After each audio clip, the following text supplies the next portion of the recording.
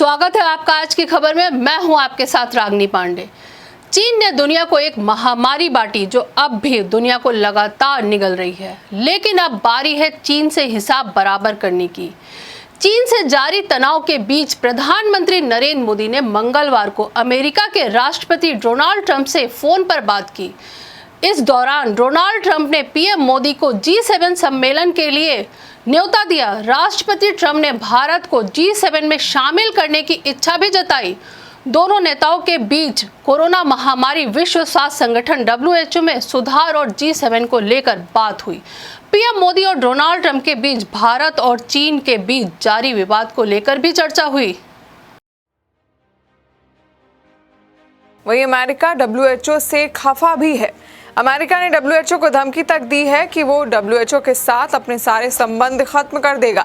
Trump ने कहा कि WHO पर पूरी तरह से चीन का कंट्रोल है, ऐसे में अमेरिका उससे अपना रिश्ता खत्म कर रहा है। ट्रंप ने आरोप लगाया कि WHO कोरोना वायरस को शुरुआती स्तर पर रोकने में नाकाम रहा। इस दौरान ट्रंप ने चीन को भी चौतरफा घेरा। कोरोना महामारी को लेकर डोनाल्ड ट्रंप ने इससे पहले भी WHO को कटघरे में खड़ा किया था। ट्रंप ने WHO और चीन को दुनिया भर में कोरोना से हुई मौतों का जिम्मेदार ठहराया। ट्रंप ने कहा कि सालाना सिर्फ $40 मिलियन यानी कि $4 करोड़ की मदद देने के बावजूद चीन का WHO पर पूरी तरह नियंत्रण रहा है।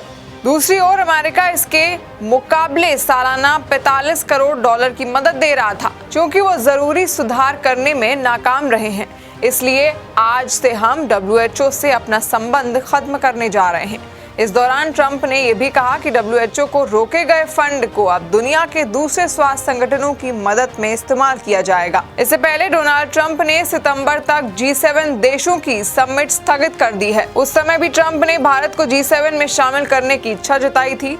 अमेरिकी राष्ट्रपति डोनाल्ड ट्रंप ने कहा कि मैं G7 समिट को स्थगित कर रहा हूं, क्योंकि मुझे ये नहीं लगता कि दुनिया में जो चल रहा है उसकी ये सही नुमाइंदगी करता है। ये देशों का बहुत ही पुराना समूह हो गया है। इसमें भारत, रूस, दक्षिण कोरिया और ऑस्ट्रेलिया को भी होना चाहिए। आपको बता दें कि G7 के सदस्य हैं Canada, France, Germany, Japan, Britain, Italy और अमेरिका। G7 दुनिया के 7 विकसित देशों का एलीट क्लब है जो विश्व की अर्थव्यवस्था की दिशा तय करती है। इन देशों का दुनिया की 40% GDP पर कब्जा है।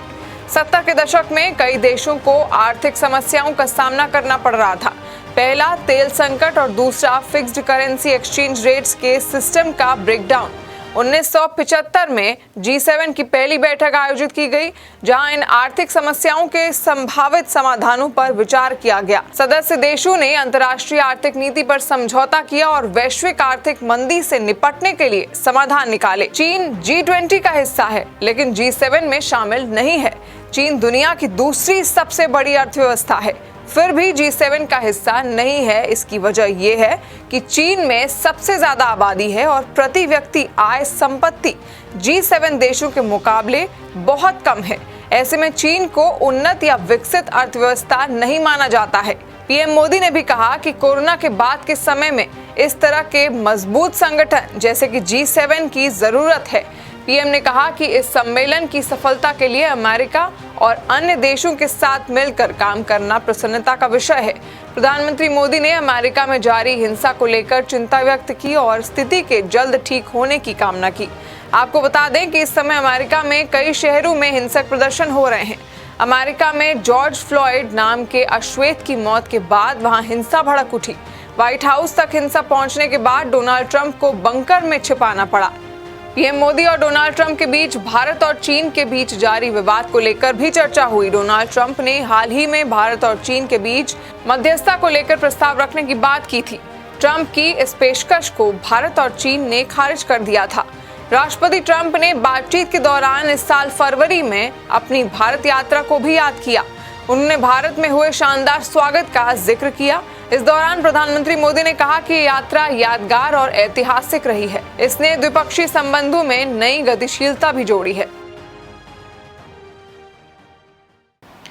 अब हो सकता है कि चीन को बहुत बड़ा झटका लगे, क्योंकि भविष्य में भारत G7 का हिस्सा बन सकता है। तो फिलहाल के लिए इतना ही। ऐसे तमाम खबरों के लिए देखते रहें आज की खबर।